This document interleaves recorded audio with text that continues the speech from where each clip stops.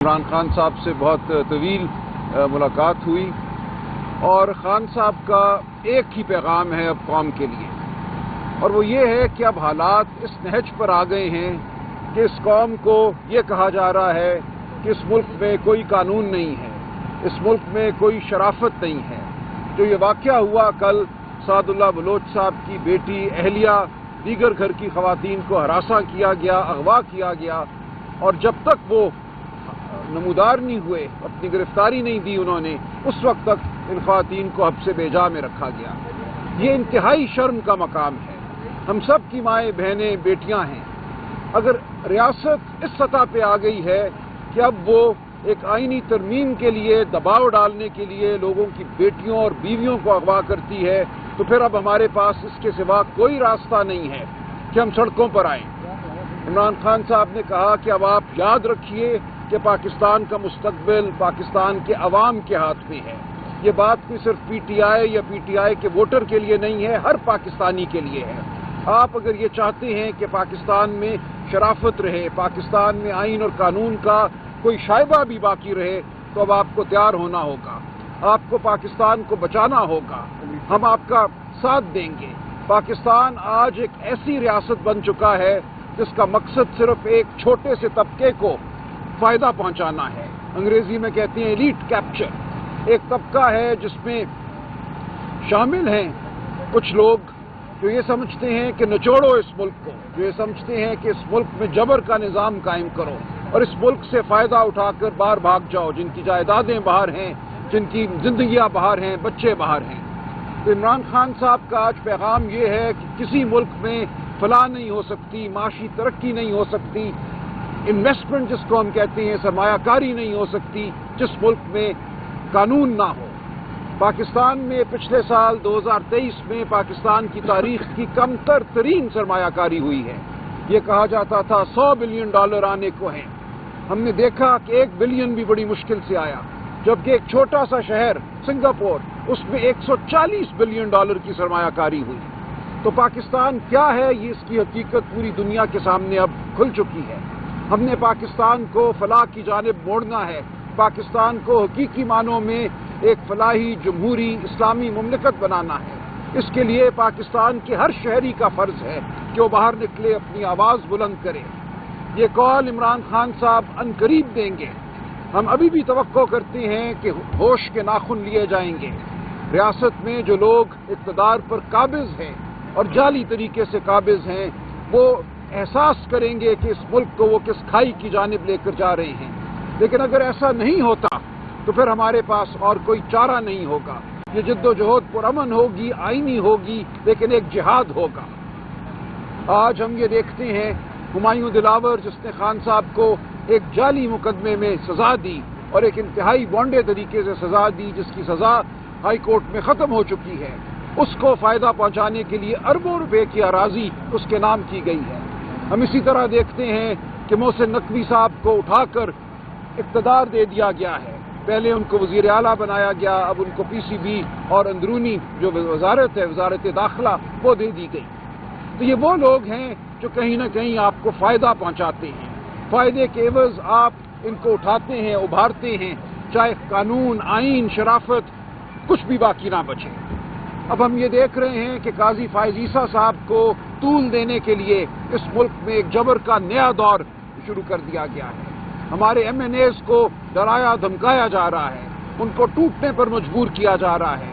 لیکن اللہ کا شکر ہے کہ ہمارے ایم این اے ثابت قدم ہیں، لیکن ہماری نظر ہے تمام معاملات پر۔ اگر یہ جبر کا عالم ختم نہیں ہوتا اور اگر اس جبر کے ذریعے ایک آئینی ترمیم کی جاتی ہے جس کا مقصد قاضی فائز عیسیٰ صاحب کو ہم پر مزید 3 سال کے لیے یا جو بھی مدت مقرر کی جاتی ہے مسلط کرنا ہے، تو ہم اس کو ہرگز قبول نہیں کریں گے۔ ہم اپیل کرتے ہیں جج صاحبان سے بھی کہ وہ ماحول کو دیکھیں، کس طریقے سے آئینی ترمیم کی جانب بڑھا جا رہا ہے۔ کیا اس آئینی ترمیم کے حوالے سے کی بنیاد پر وہ اپنی ملازمت کو طول دینا چاہیں گے؟ یہ معاملات تو اعتبار کے معاملات ہوتے ہیں، یہ معاملات قوم کے ضمیر کے معاملات ہوتے ہیں۔ جبر، دھونس، مار پیٹ سے آئینی ترمیم نہیں کی جاتی، اور اگر ایسے آئینی ترمیم کی جائے گی تو کیا آپ اس آئینی ترمیم کی بنیاد پر چیف جسٹس رہنا یا جج رہنا قبول کریں گے؟ اگر آپ قبول کریں گے تو عوام پاکستان کی قوم قبول نہیں کرے گی. ہم جد و جہد کریں گے، ہم آواز بلند کریں گے، ہم ہر سطح پہ مزاحمت کریں گے. تو میری اپیل ہے پاکستان کی عوام سے کہ معاملات کا جائزہ لے، معاملات کو سمجھے. جہاں ہمیں لے جایا جا رہا ہے اس کھائی میں جانے سے پاکستان کو بچائے. یہ فرض صرف سیاسی لیڈران کا نہیں ہے، یہ فرض ہر پاکستانی کا ہے. یہ کہنا کہ وکیل کیوں نہیں تحریک چلاتے، چلائیں گے وکیل بھی تحریک، تاجر بھی تحریک چلائیں گے، سیاستدان بھی باہر نکلیں گے، لیکن عام شہریوں کو باہر نکلنا ہوگا. آپ سب کو باہر نکلنا ہوگا. آپ انتظار کیجئے، اپنے ضمیر کو ٹٹولیے، اور وہ دن بہت دور نہیں ہے. ہم ابھی بھی توقع کرتے ہیں کہ یہ جو غیر قانونی عمل جاری ہے اس کو روک دیا جائے گا، یہ جبر کا جو نظام ہے اس کو ختم کر دیا جائے گا. لیکن اگر ایسا نہیں ہوتا تو پھر آپ کو اپنے بچوں کی فلاح کے لیے، اپنی آنے والی نسلوں کی فلاح کے لیے ہمارا ساتھ دینا ہوگا. ہم کال دیں گے اور آپ کو ہمارے ساتھ آنا ہوگا. بہت شکریہ. جی، اب کل کے جلسہ، کل ایک اعلان ہوا تھا پہلے ایک احتجاج کا، لیکن ہم اس وقت سمجھ رہے ہیں کہ کل کا احتجاج ہم مؤخر کرتے ہیں. اس کو ہم مزید وقت دیتے ہیں حکومت کو، لیکن زیادہ وقت نہیں. کڑک میں ایک جلسہ ہوگا اگلے ہفتے، اور اس کے بعد 21 تاریخ کو لاہور میں جلسہ ہونا ہے، اور یہ جلسہ ہر صورت ہونا ہے. اس لیے کوئی دیکھیں، کل ایک چھوٹے احتجاج کی بات تھی، وہ احتجاج ہم کل نہیں کر رہے، لیکن کڑک کا جلسہ اور 21 تاریخ کو لاہور کا جلسہ نہیں، 21 تاریخ کو ہر صورت ہوگا. لہذا قوم سے اپیل ہے کہ ان معاملات کو اپنے سامنے رکھیں اور ہمت سے. اب خوف کا کوئی مطلب نہیں رہا اس ملک میں، خوف سے آگے بڑھ جائیے. ہم ہرگز خوف زدہ نہیں ہیں. جیل ہماری منتظر ہے تو ہم جیل کے منتظر ہیں. ہم اب آگے بڑھیں گے اور ہمارے قدم اس وقت تک نہیں رکیں گے جب تک ہم منزل نہیں پا لیتے. میرے ساتھ بچر صاحب کھڑے ہیں، پنجاب اسمبلی میں قائد حزب اختلاف. یہ بھی کچھ کہنا چاہیں گے. میں دعوت دیتا ہوں بچر صاحب کو. جی، بسم اللہ الرحمن الرحیم. جس طرح ہمارے سیکرٹری جنرل صاحب نے یہ بات کی ہے کہ اس وقت فسطائیت کا دور ہے، جس طرح سنجانی میں ایک جلسے کو ایک لولا لنگڑا ہمیں اجازت نامہ دے کے، تو 3 گھنٹے کا اجازت نامہ دے کے اور پورا روڈ بلاک کیا گیا، تو میں یہ سمجھتا ہوں کہ اب وہ ٹائم آ گیا ہے کہ عوام کی حکومت عوام کے ہاتھوں میں آئے.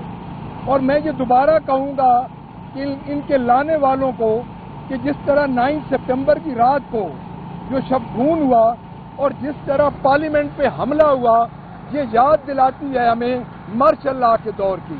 تو ہم تو یہ سمجھتے ہیں کہ پاکستان تحریک انصاف ایک مارشل لا کے تحت ہی اس کو ٹریٹ کیا جا رہا ہے اور ڈیل کیا جا رہا ہے. تو میں اگلی دفعہ انشاءاللہ 21 تاریخ کو NOC نو NOC ہمارا جلسہ ہوگا، کیونکہ NOC ہم نے ان کا دیکھ لیا ہے کہ NOC دے کے یہ ہمیں پورا انہوں نے کارڈن آف کر دیا تھا، سی پیک، پورا موٹر وے، پورا اسلام آباد، اور ہم 5 گھنٹے دوڑتے رہے سڑکوں پہ اور ہمارے ورکرز. تو انشاءاللہ تعالی ہم 21 کو جلسہ کریں گے. کل کا خان صاحب نے یہ کہا ہے کہ کل کا جو ہمارا فلیش پروٹیسٹ تھا اس کو فی الحال مؤخر کیا جائے اور 21 پہ اپنا پورا آپ فوکس کریں. Thank you very much. بہت شکریہ. سلمان صاحب یہ بتائیے گا، جو آپ کا جلسہ اسلام آباد کا تھا، ظاہر ہے اس میں رکاوٹیں کھڑی کی گئی، لوگ نہیں پہنچ سکے. اگر یہی صورتحال لاہور میں ہوئی تو پھر کیا اسٹریٹجی ہوگی آپ کی؟ دوسرا یہ بتائیے گا کہ گزشتہ 2-4 دن سے جو صورتحال ہے، گرفتاریاں ہوئی، علی میر گنڈا پور غائب ہو گئے، اب علی میر گنڈا پور صاحب نے بھی ایک تقریر دوبارہ کی ہے، تو یہ لگ رہا ہے کہ ٹکراؤ کی طرف آپ جا رہے ہیں. تو ایسی سچویشن نہیں بن سکتی کہ کہیں سے کوئی معاملات کو بہتر کیا جا سکتا؟ دیکھیں، ہم تو بالکل یہی چاہتے ہیں کہ ملک میں فسطائیت کو ختم کیا جائے، قانون اور آئین جو ہے اس کو لاگو کیا جائے. ہم تو کوئی ٹکراؤ نہیں چاہتے، لیکن اگر یہی صورتحال رہتی ہے، ایسے ہی آئین اور قانون کے راستے کو روکا جاتا ہے، تو پھر ٹکراؤ کے سوا کوئی چارہ نہیں رہے گا. ہم لاہور میں جلسہ کریں گے. ہمارے راستے میں اگر کوئی بندش کھڑی کی گئی، رکاوٹیں کھڑی کی گئیں، تو ہم ان کو عبور کریں گے. ہم پرامن لوگ ہیں، ہم قانون پسند لوگ ہیں، لیکن ہم یہ نہیں ہونے دیں گے کہ فسطائیت کی بنیاد پر ہماری آواز کو دبایا جائے، عوام کی آواز کو دبایا جائے. ہم جو بات کر رہے ہیں وہ بنیادی اہمیت کی ہے، وہ پاکستان کی بقا کی ہے. اس لیے اب ہم پیچھے نہیں ہٹیں گے، کوئی رکاوٹ ہمارا راستہ نہیں روک سکے گی.